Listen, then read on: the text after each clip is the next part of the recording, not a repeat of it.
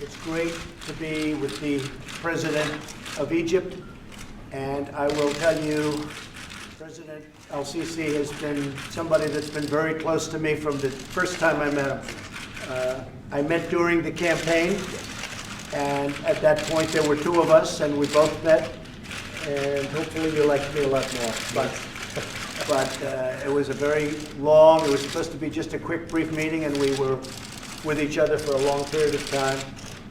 We agree on so many things. I just want to let everybody know, in case there was any doubt, that we are very much behind President el-Sisi, who's done a fantastic job in a very difficult situation.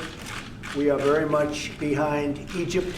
Pay attention to how Trump, in this clip you just heard, in meeting with brutal dictator el-Sisi in the Oval Office in spring of 2017, in his early months as President of the United States, pay attention how he just told us in that clip that he met with el-Sisi during the 2016 election, because that is what this episode is about. That wasn't just a meeting, it was a crime scene. All right, this is this week's bonus episode exclusively for our supporters at the Truth Teller level and higher on Patreon. If you want to hear the full episode, get bonus shows, all shows ad-free, invites to exclusive events, and more, make sure you subscribe at patreon.com/gaslit. That's patreon.com/gaslit.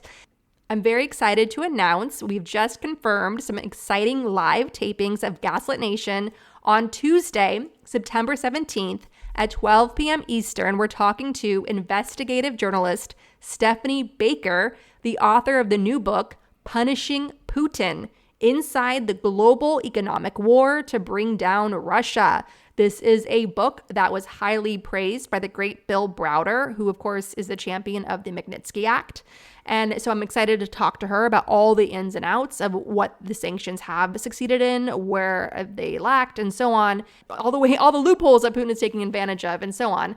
Because remember, the way Trump came to power in the first place was financial corruption. So that's really what this conversation is going to be about. For our subscribers on Patreon, you will get a Zoom link for this live taping. Bring all your questions there. And then on Wednesday, September 18th, at 4 p.m. Eastern, we are talking to the one and only politics girl, Lee McGowan, who is a wonderful human being. I love her dearly. I was on her show. I will link to that in the show notes. And I had so much fun talking to her. And she is out with a new book called A Return to Common Sense: How to Fix America Before We Really Blow It. And it is delicious. So I'm so thrilled to have her on. It's going to be a lot of fun. And that is a live taping September 17th at 4 p.m. Eastern. All right, now let's get to it. We're going to talk about the big bombshell report in the Washington Post earlier this month by Aaron Davis and Carol Leonnig that Trump received an illegal $10 million campaign donation in the 2016 election from brutal Egyptian dictator el-Sisi. This is just the latest case of Trump breaking the law to come to power in 2016. The other cases, of course, are illegally calling on Russia's help and all the ways that Trump and Russia worked together in the 2016 election, including publicly, which normalized the crime out in the open and made it all seem very jokey when it wasn't. I'll give you an example of that. Trump famously called on the Russians, called on Putin to release Hillary Clinton's emails. You all remember the Hillary Clinton non-scandal email scandal, where they put a bunch of stink on her, and James Comey, the FBI director, played into this because of his misogyny. And Trump was really driving this destructive narrative as well. It was working. And the reality is that there was a Hillary Clinton email scandal, and that was Russian hackers hanging out inside the servers of the DNC and stealing emails, stealing documents of Democratic leaders, as well as Hillary's campaign manager, John Podesta, and then weaponizing that release, all strategically timed to inflict maximum damage and to cover up their own scandals when they needed it, including right after the Hollywood Access tape dropped, where Trump was caught saying, I like grabbing women by the pussy. The Russians, through their Kremlin cutout WikiLeaks, went bam, another tranche of illegally stolen emails of Democrats for the media to feed off of.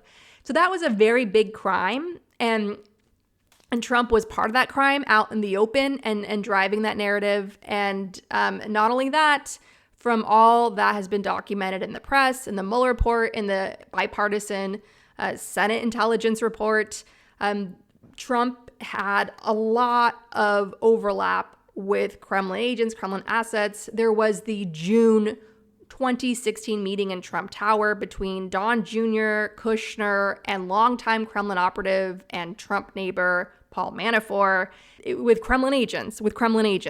And weeks after that, that's when the emails started to drop. So obviously some quid pro quo deal was made in the Trump Tower in June 2016. The Kremlin agents made some deal with the Trumps to get what they wanted in return for their very material, very effective help.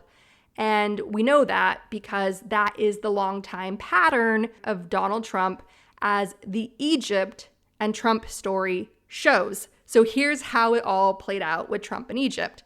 Now, in September 2019, at the United Nations General Assembly, when world leaders come from all around, Trump had a very odd closed-door meeting with Egyptian dictator el-Sisi. Odd because why would a presidential candidate meet with a blacklisted dictator?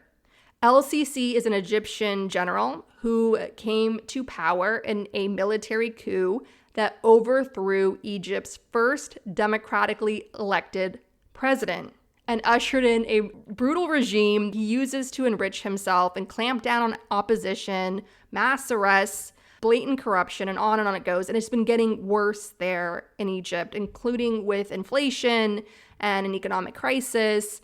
And he's telling the Egyptian people, you don't deserve any rights. You need to make sacrifices, including dying by famine for me, for the greatness that I represent of Egypt. Meanwhile, he throws money away on his own lavish, ego, vein-driven projects like any typical dictator. It's nasty over there in Egypt now, and it's only getting worse. And we'll go into more of that later in this episode because there's a very, very dangerous Russia connection with Egypt that affects the whole region and the world.